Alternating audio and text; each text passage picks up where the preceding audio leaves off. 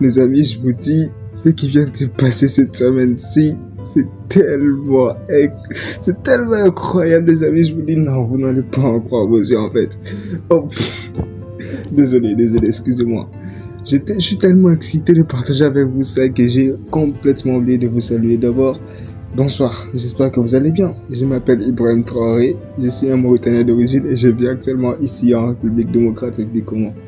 Les amis, si j'ai décidé de faire cette petite vidéo aujourd'hui, c'est pour pouvoir partager avec vous quelque chose de très urgent et de très important qui vient de se passer cette semaine-ci.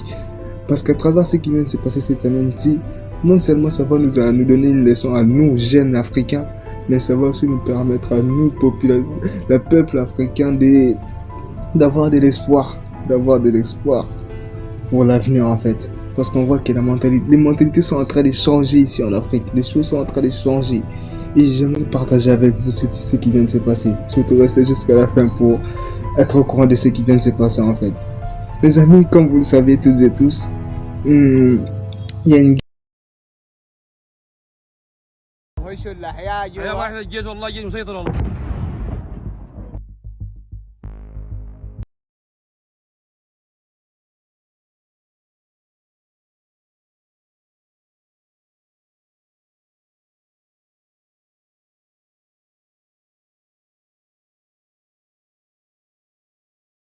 guerre qui se passe ici au Soudan.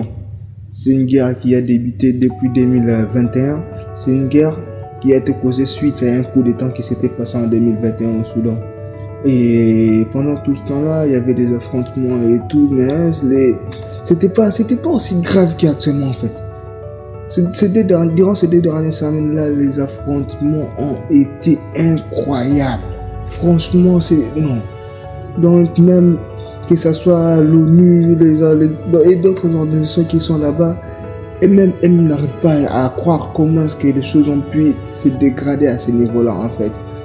Et comme vous le savez toutes et tous les amis, évacuer des populations, même dans un pays en guerre, c'est pas une chose qu'on peut faire juste comme ça. On dit, ok, demain je vais évacuer ma population et on les évacue. Non, c'est pas comme ça. C'est une chose qui doit être programmée des semaines à l'avance, ou même des mois à l'avance. Tu vois, c'est des choses qui doivent être programmées comme ça. Et les amis, vous savez ce qui vient de se passer? En fait, les États-Unis d'Amérique ont voulu répéter la même chose qu'ils avaient fait en Afghanistan en fait. Ils se sont endormis et ils se sont réveillés, ils ont dit ok, on va évacuer notre population, donc demain on va le faire. Alors que c'est pas ça, alors qu'ils n'avaient même pas programmé d'évacuer la population. Parmi les pays qui avaient la population réunie là-bas au Soudan, il y avait le Canada, la Chine, le Burkina Faso, la Mauritanie, la Corée du Nord, l'Allemagne, la France et la Belgique. Parmi tous ces pays-là, il n'y avait que des pays seulement, des pays africains et des pays qui avaient programmé d'évacuer leur population une semaine avant. Donc ils avaient programmé ça depuis la semaine passée. Ils avaient déjà annoncé ça. Ils avaient dit que dans cette semaine-ci, ils vont évacuer leur population. Ils avaient dit que les mardis de cette semaine, ils vont évacuer leur population. Et tout le monde était d'accord avec eux. Mais les autres pays qui restaient là, et ils n'avaient même pas prévu d'évacuer leur population parce qu'ils pensaient que non, les affrontements allaient se diminuer et tout, alors que c'est pas ce qui vient de se passer. Les affrontements se sont encore aggravés. Donc les amis, je vous dis franchement, là où les affrontements, au niveau des affrontements sont arrivés là, franchement, je compatis beaucoup. Je compatis pour le peuple soudanais. Franchement, que Dieu puisse les permettre de mettre fin à cette guerre là, parce que c'est pas une chose facile de vivre dans un pays en guerre, vraiment. Mais les amis, vous savez ce qui vient de se passer en fait. Ce que je voulais partager avec vous, c'est quoi? Comme je vous l'avais dit, les États-Unis ont voulu évacuer la population directement comme ça, alors qu'il y avait d'autres pays avant. Il y avait des pays africains avant, le Burkina Faso et la Mauritanie. Donc ils devaient d'abord attendre que la Burkina Faso et la Mauritanie puissent évacuer la population. Après, les autres pays allaient s'organiser pour évacuer la population. Après, mais les États-Unis ont dit non, nous sommes les grandes puissances, on va évacuer notre population avant vous. Donc ils ont dit ils vont faire ça. Et c'est qui, en fait, la leçon que je voulais vous apprendre dedans, c'est quoi? Le président de ces 2 pays africains là, ils ont dit non, impossible, on ne va pas vous laisser évacuer vos populations avant nos populations. Bien sûr, vous êtes des grandes puissances économiques, militaires et tout, mais nous, on avait prévu ça avant vous, on avait annoncé avant vous, donc on doit le faire avant vous. Vous êtes plus fort que nous, on ne peut pas les nier, mais ça ne veut pas dire que nos populations sont moins valorisées que votre population. On ne peut pas laisser votre population avoir la priorité alors que nous, on s'en notre population là-bas. Si vous avez programmé avant nous, on allait vous laisser faire, mais c'est nous qui avons été les premiers à décider, donc nous allons le faire les premiers.